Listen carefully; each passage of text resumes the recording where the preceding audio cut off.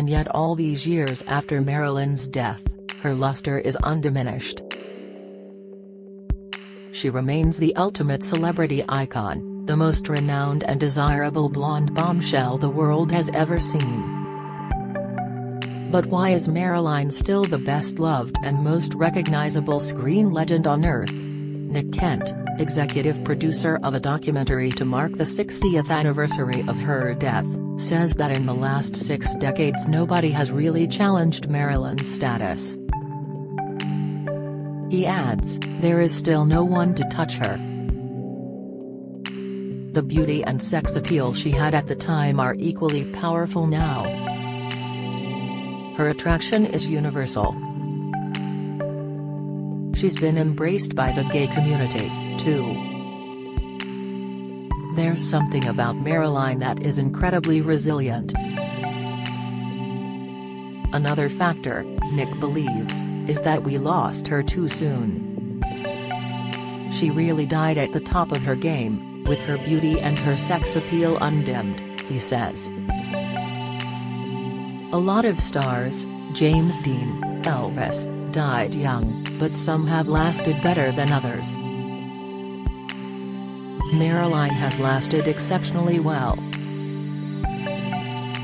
Finally, she represents a genuinely glamorous period when the modern-day concept of celebrity was just getting started. It was a very alluring era, says Nick, whose documentary covers the famous 2016 auction at Julien's in Los Angeles that raised $11 million from the sale of more than 1,000 items from Marilyn's life, from the Happy Birthday, Mr. President dress and the gown she wore on 1959 blockbuster Some Like It Hot to menus on which she scrawled her career ambitions. Marilyn, JFK, Frank Sinatra, the Rat Pack. That era is Western capitalism in all its unbridled, sexy, full-on power. Her fragile beauty inspired pop artist Andy Warhol, who created iconic images of her in the 1960s. And her vulnerability was captured by Elton John and Bernie Taupin in their moving ballad Candle in the Wind. Although she was often misogynistically viewed as a dumb blonde and a victim of manipulative men, in many ways Marilyn was in control of her own destiny, taking charge of her career in a way that was unusual for the time. And what is rarely appreciated is that behind the flirty manner and the sex bomb image, she was extremely intelligent. She is widely reported to have had a genius-level IQ of 168. And men underestimated her at their peril. Time magazine called her a shrewd businesswoman. She struck a groundbreaking deal with 20th Century Fox in which she won the right to choose her own pictures and directors. She was also one of the first women in Hollywood to start her own production company.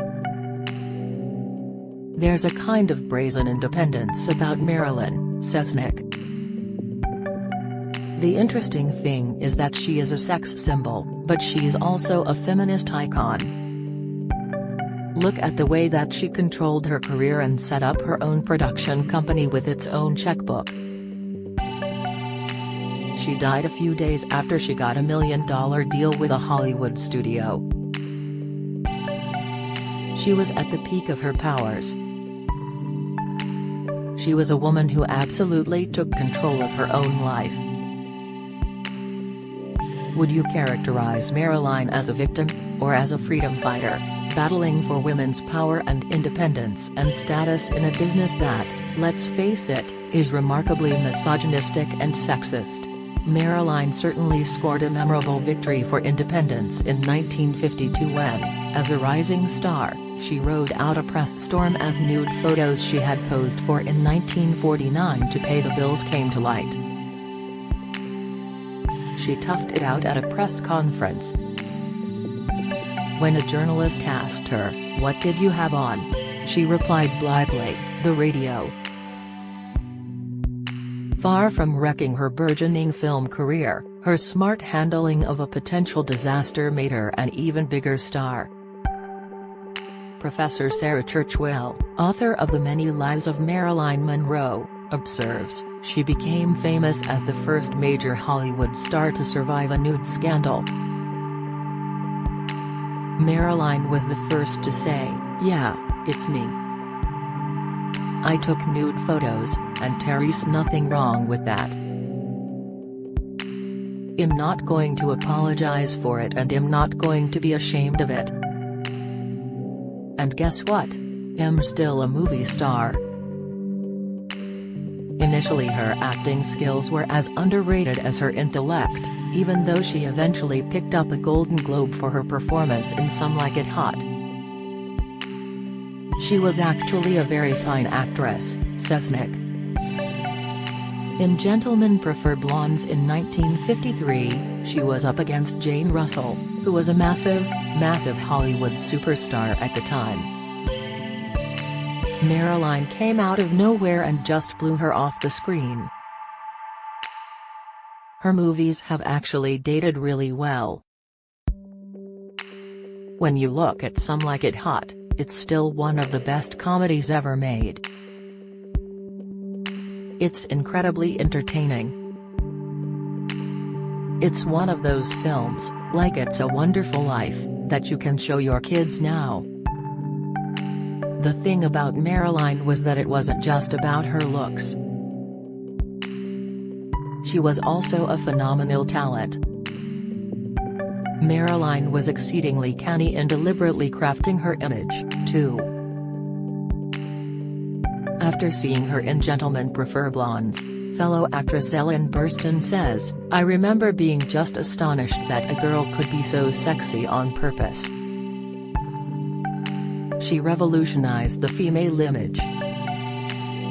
No one had ever done that before." Monroe reached the high point of her global fame on May 19, 1962 when she gave a spellbinding, breathy rendition of Happy Birthday, Mr. President, in possibly the most celebrated dress of all time. She had to be sewn into the nude effect gown, crafted from sheer silk and adorned with more than 6,000 crystals to sing for John F. Kennedy's 45th birthday at Madison Square Garden. Edward Meyer from Ripley's Believe It or Not Museum says, "It's the most iconic dress of the 20th century. It combines pop art and politics. It ties it all in beautifully." Darren Julian, from the auctioneers who sold the dress 6 years ago, agrees. "People are mesmerized by seeing it," he says. "It makes people cry. Very few artifacts in our lifetime have that effect on the public." When the star removed her first stole on stage and appeared to be almost naked, the audience audibly gasped. Bob Mackie, who helped legendary Hollywood couturier Jean Louis design the dress, admits, "It was based on the idea that Marilyn would be absolutely nude with just diamonds on her as she walked out."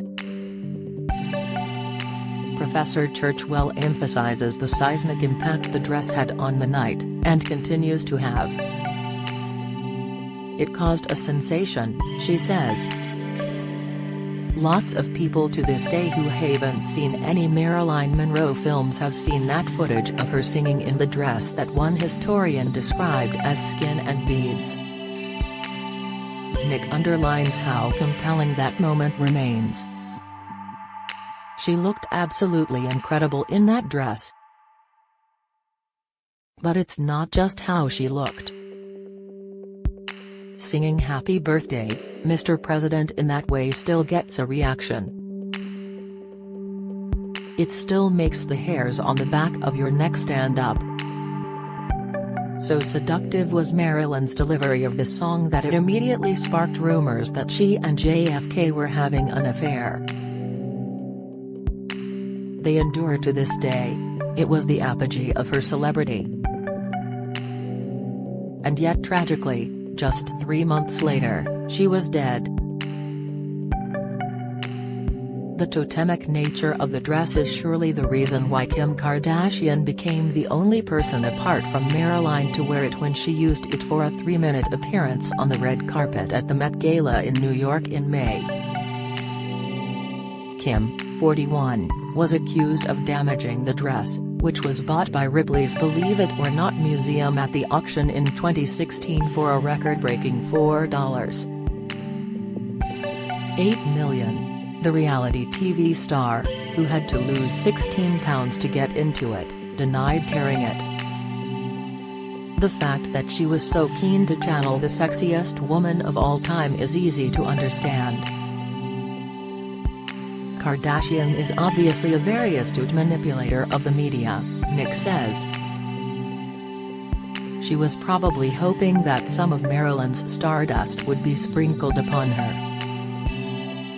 Of course, Marilyn's life was not a story of unalloyed happiness. She never knew her father. When she was 8, her mother was diagnosed as a schizophrenic, and the young girl spent the rest of her childhood in various orphanages and foster homes. Marilyn's luck did not improve as she got older. She married at 16 and quickly divorced.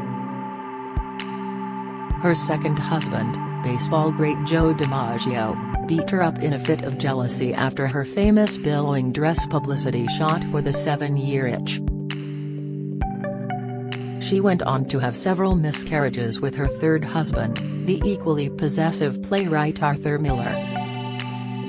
Marilyn seemed to have it all, but she always struggled with inner demons.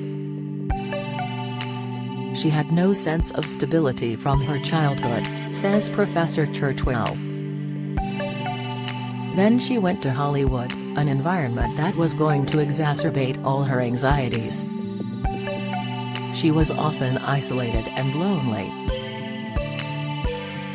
Despite dying so young, Marilyn managed to bequeath a stunning legacy. She left us a wonderful filmography and a unique, timeless and dazzling persona, which inspired other artists. As her friend Ellen Burstyn concludes, "I never really met anybody like her. There was a sweetness about her. She never played dark characters. She was like a sexy angel. A luminous character, a radiant being." And, 6 decades after her death, Marilyn continues to shine her light on us all. Marilyn Monroe, Auction of a Lifetime is on PBS America at 9:55 p.m. tonight, and streaming on Freeview.